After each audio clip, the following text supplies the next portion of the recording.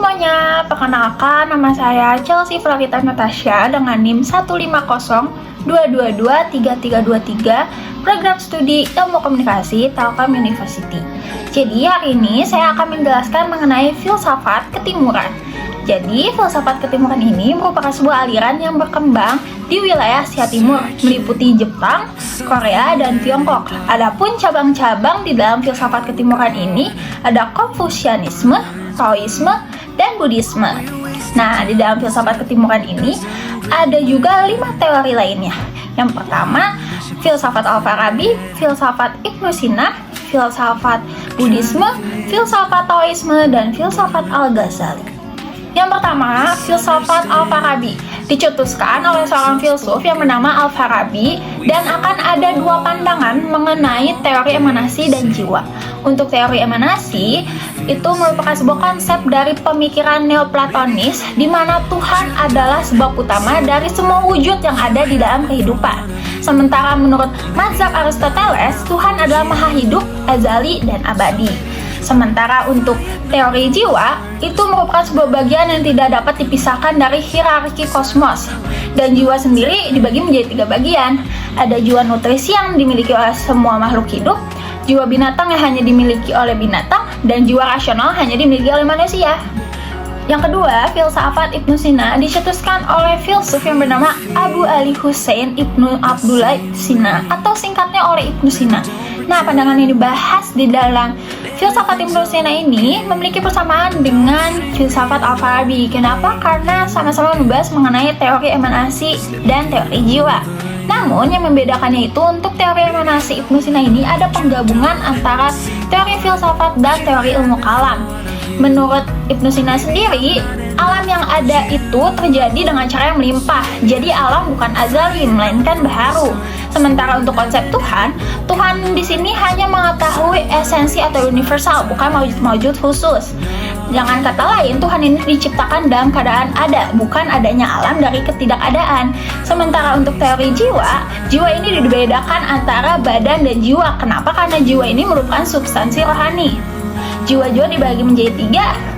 Ada jiwa tumbuh-tumbuhan, jiwa binatang yang dibedakan antara indera luar dan jiwa indera dalam, dan juga jiwa manusia yang dibedakan antara akal praktis dan juga akal teoritis. Yang 3, filsafat Buddhisme itu merupakan ajaran dari Buddha Gautama, di mana ajarannya itu menekankan pada pandangan atau penerapan tentang ajaran Buddha mengenai kehidupan, eksistensi, pengetahuan, akal budi, materi, dan moralitas manusia. Akan ada 5 pokok bahasan yang nada di dalam filsafat Buddhisme, yaitu yang pertama, Buddhisme menolak sistem kelas, level, atau kasta seperti Brahmana, Sudra, Waisa. Kenapa? Karena dalam ajarannya itu hanya ada persamaan dan kesetaraan. Yang kedua, otoritas kitab suci hanya sebagai petunjuk atau peta, atau dengan kata lain, perjalanan dianggap lebih vital dibandingkan kitab suci. Kenapa? Karena menurut kepercayaannya, ajaran Dhamma itu akan memberikan keyakinan atau sada ke dalam diri manusia. Yang ketiga, menolak personifikasi Tuhan yang sangat bajak. Kenapa? Karena Buddha sendiri itu bukan Tuhan. Yang keempat, menolak eksklusivisme kenikmatan pendeta. Kenapa? Karena Buddha sendiri itu menolak mengenai paham tentang agama Buddha yang paling benar, yang lain salah. Nah, itu ditolak karena menentang mengenai ajaran cinta kasih. Dan yang terakhir itu mengenai Buddhisme mengajarkan pentingnya kesucian perilaku dalam menjalani kehidupan, bukan merupakan ketuhanan. Nah, Buddha sendiri ini tidak terlalu menekankan tentang Tuhan, melainkan tentang tindakan yang cepat dan juga tepat. Yang keempat, filsafat Taoisme dicetuskan oleh Laozi dan dikembangkan oleh seorang filsuf yang bernama Zhuangzi. Nah, di dalam ajaran ini, itu diajarkan bahwa hidup itu akan terasa indah apabila manusia bisa berselaras dengan alam. Alasannya itu karena alam sendirilah yang akan mengajarkan bahwa keharmonisan di dalam hidup akan menghasilkan kebahagiaan. Tujuannya itu sendiri untuk memperoleh yang namanya Wu Wei atau kebahagiaan tertinggi. Caranya dengan melakukan hal-hal yang sewajarnya. Terdapat 3 prinsip utama di dalam filsafat Taoisme. Yang pertama, evolusi atau perubahan.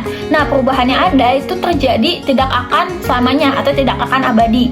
Yang kedua, itu relativitas atau kesatuan. Jadi satu sama lain antar manusia itu akan saling membutuhkan. Nah, yang terakhir itu lingkaran semesta. Jadi tidak akan ada kebahagiaan yang sejati ataupun kesengsaraan yang abadi. Yang kelima, filsafat Al-Ghazali dicetuskan oleh seorang filsuf yang bernama Al-Ghazali. Menurutnya, logika adalah sebuah alat yang memiliki kapasitas yang terbatas. Sementara untuk pencapaian spiritual yang sejati itu perlu untuk menyingkirkan kecenderungan duniawi, dan untuk mencari kehendak Tuhan itu perlu dilakukan secara langsung. Berbicara mengenai alam dan jiwa, menurut Al-Ghazali sendiri, dunia itu terjadi karena kehendak Tuhan itu sendiri dan tidak bisa terjadi sendiri aja gitu. Itu dia 5 bahasan mengenai filsafat ketimuran. Cukup panjang bukan? Tapi intinya itu, teori-teori ataupun ajaran-ajaran yang sudah dibahas di dalam filsafat ketimuran ini memiliki pengaruh yang cukup kuat, terutama di wilayah Asia Timur. Meskipun satu sama lainnya itu memiliki perbedaan, tapi pemikiran-pemikiran itu bisa saling melengkapi satu sama lain sehingga menghasilkan pemikiran yang lebih kompleks. Akhir kata, semoga apa yang saya sampaikan dapat dipahami dan bermanfaat buat teman-teman semua. Saya, Charles Frieta Natasha, pamit undur diri dan sampai jumpa di lain waktu. Bye-bye!